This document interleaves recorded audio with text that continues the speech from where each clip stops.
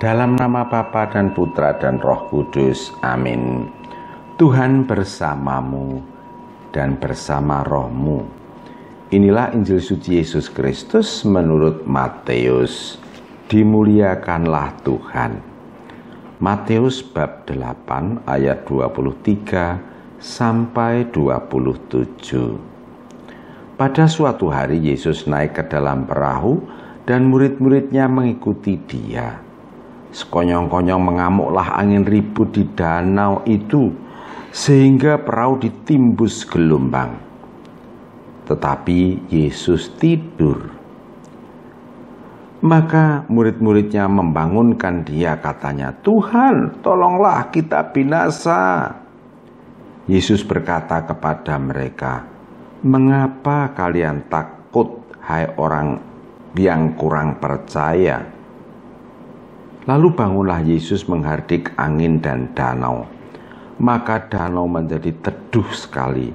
Dan heranlah orang-orang itu, katanya, "Orang apakah Dia ini sehingga angin dan danau pun taat kepadanya?" Demikianlah sabda Tuhan. Terpujilah Kristus. Saudara-saudara yang dikasihi Tuhan dan yang saya gemateni, selamat pagi, berkah dalam, salam sehat, jangan lupa bahagia. Renungan harian saya pagi hari ini tanggal 30 Juni 2020 berjudul Iman dan Rasa Takut. Saudara-saudara, bacaan Injil ini mudah sekali kita pahami karena jalan ceritanya urut. Yesus naik ke perahu bersama murid-muridnya, angin ribut, perahu ditimbus gelombang, kemudian Yesus tidur, murid-muridnya membangunkan Dia, para murid ditegur Yesus, gelombang dihardik Yesus, lalu semuanya menjadi tenang. Murid-murid bertambah percaya kepada Yesus melalui rasa heran. Gampang ya. Lalu di situ kita bisa langsung untuk belajar sesuatu daripadanya melalui pertanyaan-pertanyaan reflektif yang saya ajukan. Pertama, mengapa Yesus enak-enak tidur sementara para murid berjuang dengan penuh rasa takut? Jawabnya, ada kemungkinan Yesus tidak disapa, tidak direken, dicuekin kehadirannya. Yesus tidak diperhitungkan oleh murid-muridnya. Memang kok kita ini kalau suasananya sedang baik-baik, tenang saja, ketika semua berjalan lancar, sering lupa akan Tuhan. Tuhan kita biarkan tidur saja. Tetapi kalau keadaannya menjadi genting, baru kita berteriak, "Tuhan, tolong aku, tolong kami, tolong kita." Kedua, mengapa para murid takut?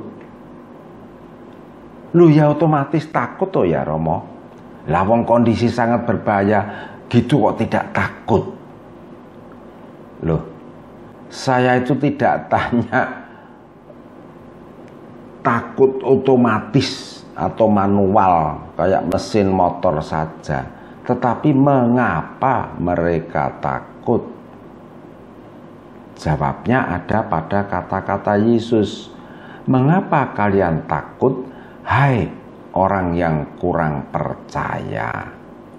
Para murid takut karena kurang percaya. Dalam jawaban itu, ternyata rasa takut mereka menjadi tanda, menjadi indikasi bahwa mereka kurang percaya kepada Yesus. Bukankah dalam kehidupan kita sering muncul rasa takut, cemas, dan khawatir? Betul kan?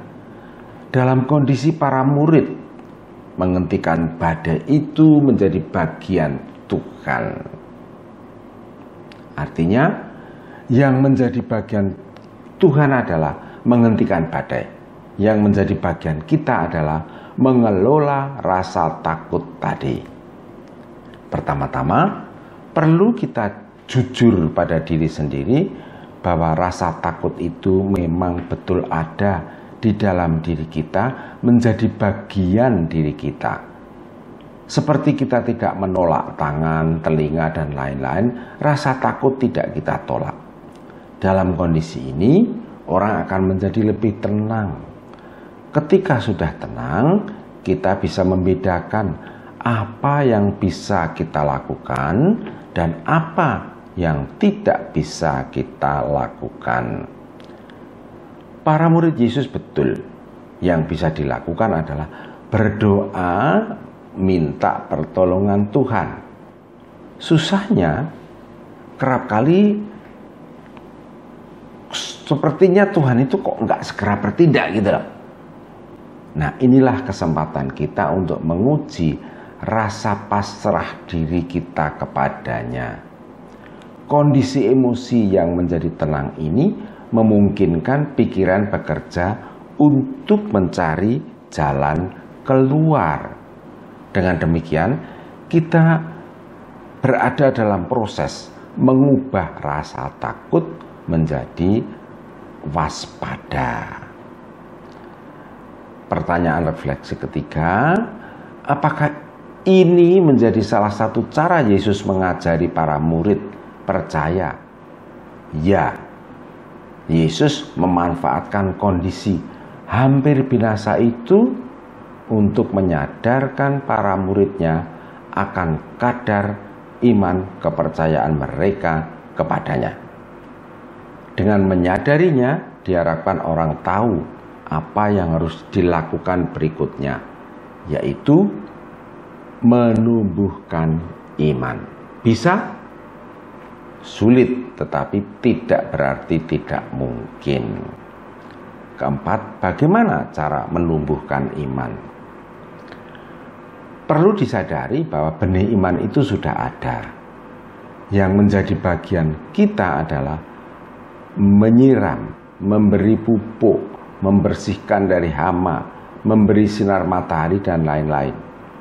Maksudnya, semua kegiatan rohani kita, doa, baca kitab suci, menyanyikan lagu-lagu rohani, mendengarkan renungan, ikut ibadat, dan terutama ikut ekaristi, adalah upaya memelihara iman kita. Selebihnya itu menjadi Tuhan, menjadi bagian Tuhan. Tuhanlah yang memberi pertumbuhan kepada iman kita. Jadi, setiap pengalaman yang menakutkan dapat menjadi sarana bagi kita dan Tuhan untuk menumbuhkan iman kepercayaan kita kepadanya. Amin. Kemuliaan kepada Bapa dan Putra dan Roh Kudus, seperti pada permulaan, sekarang, selalu, dan sepanjang segala abad. Santa Maria Fatima, doakanlah kami. Dan semoga kita selalu mengalami berkat Allah yang Maha Kuasa, Bapa dan Putra dan Roh Kudus. Amin.